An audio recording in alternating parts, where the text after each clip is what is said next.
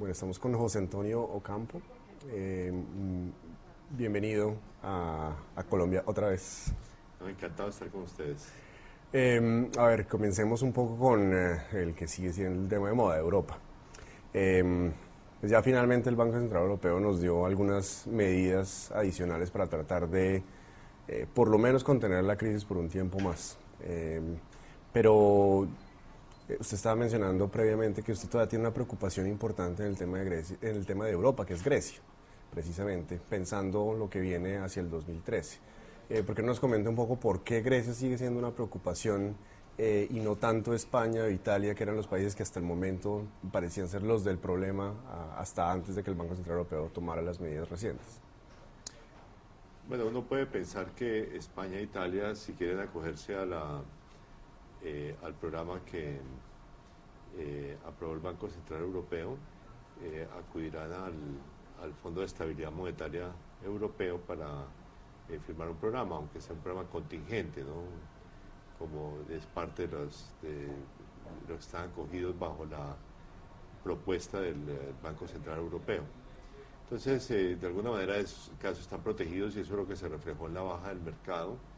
De hecho, Portugal e Irlanda también están cubiertos por ese programa, ya tienen acuerdos. Eh, de esta manera, el país, digamos, en una situación complicada que no está bajo el acuerdo de Grecia. Y Grecia, de acuerdo con todos los análisis, incluso con el propio gobierno, no puede cumplir con los compromisos adquiridos. Yo creo que esto va a generar alguna fricción en algún momento, entonces habrá que tomar la decisión de si hay un cambio en las condiciones del programa griego o si de alguna manera se obliga a Grecia a salir del euro.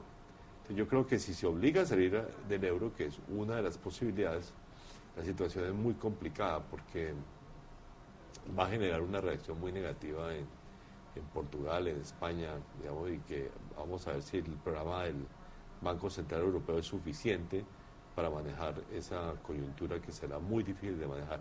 Hasta ahora ha habido retiros de depósitos en España, por ejemplo, pero no ha habido una corrida bancaria en gran escala como la que se podría generar, a mi juicio, si Grecia sale del euro.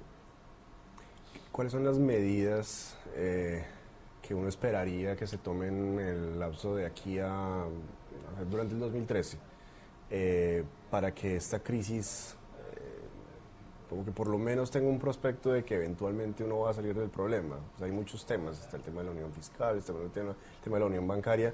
Hay muchas propuestas en la mesa, pero pues obviamente uno de los problemas ha sido la implementación. Eh, ¿Usted cómo ve los tiempos de que algunas de esas medidas que son necesarias se den y que sean por lo menos suficientes o en la dirección correcta de pensar de que Europa eventualmente va a poder salir de este problema? Yo creo que bueno, la medida que sigue la llamada unión bancaria.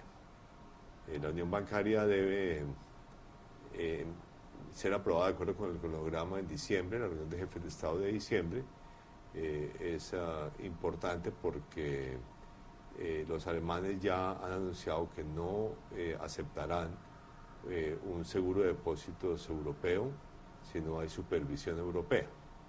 Eso fue lo que dijo la señora Merkel en la reunión de jefes de Estado de julio. Entonces, por eso me parece absolutamente esencial que lleguen a ese acuerdo para que comience a reducirse esta fragmentación del mercado europeo, que es uno de los temas, uno de los efectos más perversos de la crisis, que en vez de unificarse, el mercado siguió fragmentado y con la crisis se fragmentó todavía más. Y creo que es la parte más necesaria desde el punto de vista financiero. Yo también creo que en algún momento tienen que acordar los jefes de Estado que los recursos, los 500.000 millones de euros con los cuales se capitaliza el Fondo de Estabilidad Monetaria, puedan apalancarse, porque todos los análisis indican que para hacer frente a una corrida pues, de mayor escala digamos, en España o en Italia, se necesitarían recursos de algo así entre 1,5 millones y 2 billones, perdón, sí, 2 billones nuestros de euros. Y eso pues se necesita multiplicar por 3 o por 4, digamos, la capacidad del fondo. Yo creo que por eso se ha propuesto, por ejemplo, que se le dé una licencia bancaria para que pudiera incluso redescontar los préstamos que otorga en el Banco Central Europeo, como cualquier banco. Entonces ese me parece que es otra serie. Y por supuesto, lo que hablábamos anteriormente, darle una solución definitiva al tema griego. Si usted fuera asesor económico de Angela Merkel, ¿cuáles serían como los 2 o 3 principales argumentos o consejos que le daría para ir en la dirección correcta? Pues me imagino que algunos de los que me ha mencionado ahora, pero específicamente a Angela Merkel. Yo creo que ella, o sea, un consejo que yo le daría es que haga público cuál es el costo para Alemania de salirse del euro o de una crisis del euro. Es que, para ponerlo claramente, si Alemania no fuera parte del sistema euro, la revaluación, la apreciación que hubiese tenido el marco alemán hubiera sido similar a la del franco suizo. O sea, ya no podrían estar compitiendo en muchos productos, no solamente con China y exportando a China como lo están haciendo, sino que incluso no serían muy competitivos en el propio mercado europeo. Entonces los costos para Alemania o sea, los beneficios para Alemania del euro son muy grandes y los costos de salirse son muy elevados, porque significa perder eso y también imagínense lo que es renegociar todos los créditos que tiene Alemania en euros a otros países, si Alemania se llega a salir del euro. Entonces, para Alemania estar dentro del euro es un beneficio enorme, pero da la impresión, para los que digamos, leemos sobre el debate alemán, de que la presentación es la opuesta, de que Alemania es la que está pagando.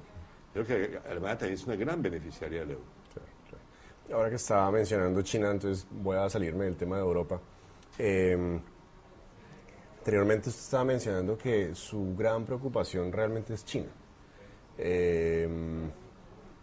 Ahora China pues viene en un proceso de desaceleración que en cierta forma es positivo en el sentido de que pues China está creciendo en estados que no eran sostenibles. Lo que pasa es que está dándose en un momento en que la economía global también se está desacelerando. Obviamente la preocupación también hacia adelante es que la situación de China se pueda salir de control y entonces pues China sea el siguiente paso en otra grave crisis financiera o económica global. ¿Usted cómo ve las perspectivas de China y cuánto tiempo cree que podría haberse una situación adversa proveniente de China? A ver, para ser claro, a mí digamos, no estoy preocupado por China en el sentido que estoy preocupado por Europa. Digamos, Europa estamos hablando de una recesión y quizá de digamos, de una crisis mayor del euro, que hoy en día tiene una probabilidad baja, pero todavía existe. En el caso de China, mi preocupación es que no haya un acuerdo político para poner en marcha un paquete de reactivación de la misma magnitud, y a mi juicio eso es prácticamente imposible, la misma magnitud del paquete del 2008-2009. Yo creo que eso es imposible porque han cambiado mucho las condiciones. Que sería un paquete de inversión, las provincias están endeudadas, hay sobrecapacidad productiva ya en varios sectores y sobre todo hay un gran desequilibrio entre la inversión y el consumo en China que tiene que corregirse, y esto más bien mejoraría la situación en el corto plazo. Entonces yo creo que el tema chino de pronto no es inmediato, de pronto logran llegar a un acuerdo para un paquete que frene la desaceleración que están teniendo, pero lo que a mi juicio resulta casi inevitable es que haya una desaceleración mayor digamos, hacia adelante. Si se da esa eventualidad, digamos, para los países sudamericanos, que hemos venido teniendo un auge gracias a los altos precios de productos básicos, vamos a tener un momento difícil, porque creo que este ciclo ascendente o de altos precios de productos básicos terminaría y estaríamos ya en una fase descendente clara. Precisamente le iba a preguntar sobre los commodities. ¿Usted cómo ve la situación del auge pues, de los últimos, pues, reciente de los precios de los commodities? Pues el precio del petróleo, a pesar de la desaceleración fuerte que se dio en el segundo trimestre de este año, tuvo sus caídas, pero otra vez ha vuelto a reaccionar al alza y se mantiene en niveles altos. ¿Usted cómo ve la perspectiva de los precios del petróleo hacia el 2013? Sobre todo pensando que los precios del petróleo para Colombia son muy importantes. La economía colombiana hoy en día depende mucho más de los ingresos petroleros, las cuentas fiscales también son mucho más dependientes. Entonces, para nosotros es importante tener una visión de qué va a pasar con el petróleo en el 2013 y pues en los próximos 10 años también. Pero en el corto plazo y en el mediano plazo, ¿cómo ve la situación? Bueno, yo creo que los productos básicos llevan un auge que es de 10 años ya, digamos, con una interrupción en el 2000, pues, entre mediados del 2008 y mediados del 2009. Mi preocupación es que esos ciclos o esos superciclos, como le llaman ahora, de altos precios, deben terminar en algún momento, y entonces vendrá una tendencia a la baja. La situación del petróleo puede ser un poco mejor, porque la gran diferencia entre el petróleo y algunos otros productos básicos, desde esa perspectiva, es que el petróleo sí tiene una tendencia ascendente de largo plazo, pero aún así yo creo que no vamos a ver por mucho tiempo más estos precios tan altos del petróleo. Vamos a estar en una fase también descendente, que quizás no vaya a ser tan fuerte como la que hubo en el 2008-2009 o anteriormente. Digamos, hay que recordar que es que hace 15 años el precio del petróleo era bastante más bajo que el actual, era una fracción del actual. Trayendo un poquito el tema a Colombia, pues evidentemente en los últimos años y todavía va a seguir por un tiempo más, los bancos centrales de los países industrializados están otorgando liquidez en masa a sus respectivos mercados, y eso está teniendo un impacto sobre las economías emergentes y específicamente el tipo de cambio. Obviamente aquí pues en Colombia es un gran tema de preocupación la revaluación de la tasa de cambio. ¿Cómo hacer para enfrentar a la Fed, al Banco Central Europeo, al Banco Central de Inglaterra, con una tasa de cambio que se está apreciando, en parte también porque Colombia pues tiene unos fundamentales que son sólidos, y qué papel adicional debería llevar a cabo el Banco de la República? A ver, yo creo que la Reserva Federal y el Banco Central Europeo están haciendo lo que toca, y el Banco de Japón, por cierto. O sea, esos tres bancos tienen que mantener tasas de interés muy bajas hacia adelante, lo mismo el Banco de Inglaterra. O sea, todos los bancos de países industrializados básicamente tienen que mantener tasas de interés bajas por sus condiciones internas. Eso, más que las medidas de expansión adicionales, es lo que genera obviamente un atractivo, digamos, a atraer capitales hacia economías en las cuales el rendimiento es mayor. Esa es casi una característica en el corto plazo inherente a la coyuntura que estamos viviendo y vamos a seguir viviendo por algunos años. ¿Cuánto eso se genera revaluación o eventualmente otro fenómeno, qué sé yo, una burbuja inmobiliaria o una rápida expansión del crédito? Yo creo que es un tema que sí es del resorte de las autoridades monetarias colombianas. Y en eso yo creo que el peso colombiano es una de las monedas más afectadas, porque esencialmente no se ha hecho nada para evitar la revaluación. Otros países han sido mucho más efectivos porque han hecho algo. O sea, hoy en día, por ejemplo, el problema espantoso de sobrevaluación que tenía Brasil está en buena parte corregido. El de Colombia no está corregido.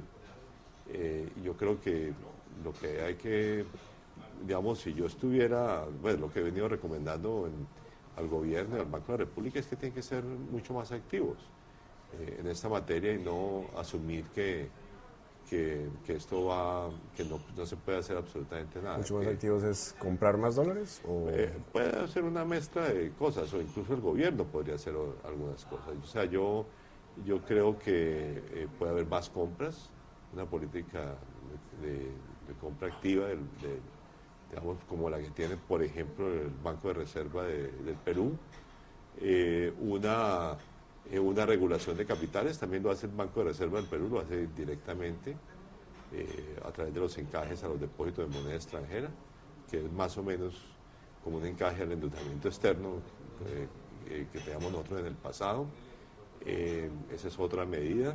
O incluso, digamos, si se considera que el origen del problema es exclusivamente los altos precios del petróleo, yo también he propuesto públicamente que hagamos una especie de retención cafetera, pero ahorita en la minería. O sea, si ese es el problema, si es la única forma, entonces hagámosle una retención.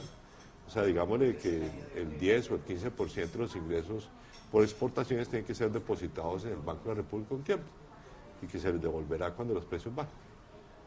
para el gobierno le respondería, para eso fue que montamos el fondo de ahorro de las regalías. Entonces, No, porque es totalmente, ese es para los ingresos públicos y para regalías en particular. Pero yo estoy hablando de un fondo, recuerden que el Fondo Nacional del Café y la forma como manejaba era directamente a los productores privados. Okay. Se les retenía parte de sus ingresos. O se les daban entonces certificados de cambio que no podían ser redimidos inmediatamente, tenían que venderlos con descuento en la bolsa.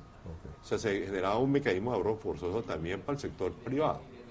Te digo, digamos, si el gobierno estuviera realmente comprometido, el banco estuviera realmente comprometidos con el tipo de cambio, hay muchas alternativas que se pueden hacer. Ese cuento de que no hay nada que hacer me parece totalmente equivocado. Bueno, para terminar, en esta crisis financiera, muchas de las creencias que muchos economistas tenían sobre cómo funcionaba la economía en términos generales, de pronto ha cambiado un poco. El caso más notable es Alan Greenspan. Alan Greenspan pasó muchos años con una ideología muy clara de cómo funcionaba el mercado y cómo funcionaba la política monetaria, etcétera, etcétera. Y hace un par de años él reconoció que él creía que tenía una equivocación en la forma como él pensaba. ¿Usted siente que usted ha cambiado alguna forma de ver de algo que usted sentía que ha funcionado de una forma y ahora cree que no funcionaba como usted creía? Bueno, yo debo decir que, digamos, con cierto honor, que yo sí era de los que creía que la economía funcionaba como funcionó de hecho. Más aún, había venido escribiendo sobre, por ejemplo, regulaciones macroprudenciales, que, pues con otros nombres, pues, pero que se pusieron de moda después de la crisis. O sea, yo he sido un creyente que los mercados financieros están sujetos a auges y crisis.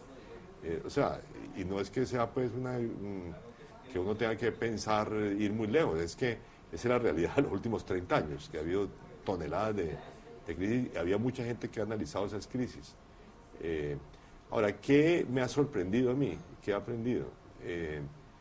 Que dentro de un área de una unión monetaria puede haber crisis de balanza de pagos. Eso sí no estaba en mi agenda.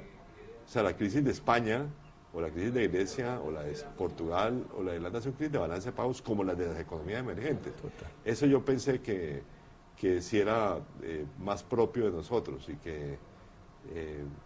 y bueno, y hay muchos temas pendientes, incluso los que yo he venido escribiendo. Por ejemplo, el tema del sistema monetario internacional no se ha discutido prácticamente.